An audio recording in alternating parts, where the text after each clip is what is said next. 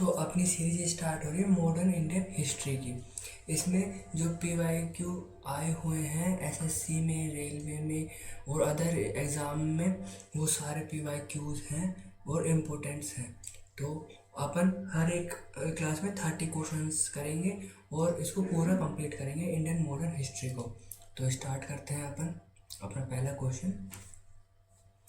Who among the following was the leader of 1857 rebellion of Sambalpur? Sambalpur से कौन belong करता था 1857 रिबेलियन में? तो वीर सुंदर Sai. Next question, Who among the following was an old जमींदार from Bihar who joined the rebel spoy during the revolt of 1857 and battled with British for many months? Kunwar Singh. कौन थे वो? Kunwar Singh. Who among the following traveled from Bithoor to Kalpi, Delhi, Kanpur in 1857 to rally the support of native prince for an uprising against British? वो थे नाना साहब। Which of the following act of Indian East India Company formally separated the legislative and executive functions of Governor General Council? तो charter act of 1853। Answer क्या है? Charter act of 1853। Next question पे चलते हैं। In which year did the Bhil rebellion start? Bhil rebellion कब start हुआ? तो 1818 में भील रिबेलियन स्टार्ट हुआ। On the leadership of Bhil leader such as Kaji Singh and Bhima Nayak. और किन की लीडरशिप में? काजी सिंह और भीमा नायक के लीडरशिप में भील रिबेलियन स्टार्ट हुआ। Which body was establish to control all matters of civil and military government of British territory? कौन सी बॉडी एस्टेब्लिश हुई कंट्रोल करने के लिए सिविल और मिलिट्री गवर्नमेंट को? Board of control. Board of control को एस्टेब्लिश किया गया। नेक्स्ट क्वेश्चन पे आते हैं। Who author the book Hind Swaraj? Hind Swaraj किसने लिखी है? तो महात्मा गांधी ने। Which outline the princely non violence? और ये किसके ऊपर है? नॉन वायलेंस के ऊपर है बुक।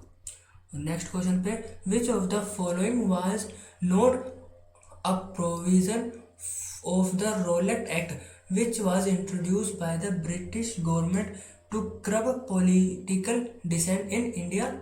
तो registrations on freedom of expressions. Who among the following was the president of Board of Control at the time of Charter Renewal in 1793 in India? तो बोर्ड ऑफ कंट्रोल का president कौन था उस time? Henry डुंडास। Henry डुंडास उस time का president था जब board of control establish हुआ था उस टाइम पे। नेक्स्ट क्वेश्चन पे, which of the following was the final court of appeal of for India under British rule? British rule के अंडर में जो इंडियन से वो फाइनल अपील कहाँ कर सकते थे? वो कर सकते थे प्राइवेसी काउंसिल और इन लंदन। यहाँ पे अपनी जो फाइनल अपील है वो यहाँ पे हो सकती थी privacy council of in England में। नेक्स्ट क्वेश्चन पे, विच when was the designation of governor general in India promoted as viceroy और crown representation? जो गवर्नर जनरल है इन इंडिया में प्रोमोटेड एज वॉइसरॉय, वो कब प्रमोट हुआ? 1858 में, जब 1857 की क्रांति हो गया था तो गवर्नर जनरल की पोस्ट हटा के वॉइसरॉय की पोस्ट लगा दी थी। और फर्स्ट वॉइसरॉय कौन था? तो lord Canning. Canning first viceroy था। ठीक है। What was the term of Anglo Indian bureaucrats in princely state? Non mulkis. Non mulkis. What was the term of Anglo-Indian bureaucrats? की टर्म क्या थी प्रिंसली स्टेट्स में? Non mulkis. According to the Charter Act 1853, how many legislative members were there in the Council of Governor General? 1853 के act के अनुसार council of governor general legislative assembly में कितने members होने चाहिए थे? 4। ये क्वेश्चन इंपॉर्टेंट है, रिपीट हो सकता है। According to Charter Act 1793, the Charter of East India Company was renewed for how many years? तो 20 years, हर 20 years में एक न्यू चार्टर आता था। नेक्स्ट क्वेश्चन पे चलते हैं। In which year was the English education formally introduced in India? English education introduce India में कब हुई? ब्रिटिश के द्वारा 1835, और इंग्लिश एक्ट भी कहते हैं 1835 में आया, और लेके कौन आया? मैकोले। मैकोले इंग्लिश एजुकेशन का चार्टर लेके आया। Next question, when was municipal governance first introduce in British India? Municipal governance कब एस्टेब्लिश हुई ब्रिटिश इंडिया में? तो 1687 में। ये इंपॉर्टेंट क्वेश्चन है। Which of the following companies built Fort St. George in Chennai in 1640 and later established Madras Presidency in 1684? तो British East India Company. किस company ने Fort Stephen George College establish किया चेन्नई में? ब्रिटिश ईस्ट इंडिया कंपनी में नहीं, और Madras presidency भी British East India company ने ही एस्टेब्लिश की थी। Next question, the Indian high court act was passed in the year? Indian high court act कब पास हुआ? 1861 में। और फर्स्ट इंडियन हाई कोर्ट बना कब? 1862 में। और कहाँ बना? कलकत्ता में बना। फिर मद्रास और बॉम्बे, 3 हाई कोर्ट इसी टाइम एस्टेब्लिश हुए थे 1862 में ही। ठीक है, और एक्ट कौन सा था? 1861 का एक्ट था। Sorry, the Cornwallis code introduce in 1793। Cornwallis code introduce कब हुआ? 1793 में। और लेके कौन आया? कॉर्नवालिस। और नॉन एज, इसको किस लिए जानते थे? Zamindari system, abolish the zamindari system. Cornwallis code में जमींदारी सिस्टम को अबोलिश कर दिया गया था। Next question, the charter act 1833 created a separate law commission in India. Charter act 1833 ने एक सेपरेट लॉ कमीशन एस्टेब्लिश किया था इंडिया में। नेक्स्ट क्वेश्चन आता है, what was the purpose of the imperial service scheme 1885? जो 1885 में इंपीरियल सर्विस स्कीम आई थी, उसका पर्पस क्या था? तो उसका पर्पस था to raise troops for British defence paid by the princely state. जो to raise troops for British defence paid the princely state, तो ये उसका पर्पस था। नेक्स्ट क्वेश्चन पाते हैं, which British viceroy describe the Congress as representing only a microscopic minority of Indian population, thereby dismissing its political resilience? Dufferin. और Dufferin ही जब Congress form हो रही थी उस टाइम डफरिन ही वो था viceroy, governor general, sorry. Which institute was establish in 1921 as a deliberative body for princes? तो चैम्बर ऑफ प्रिंसेस। ये क्वेश्चन इंपॉर्टेंट है, फिर से पढ़ते हैं। Which constitution was establish in 1921 as a deliberative body of princes? तो chamber of princess.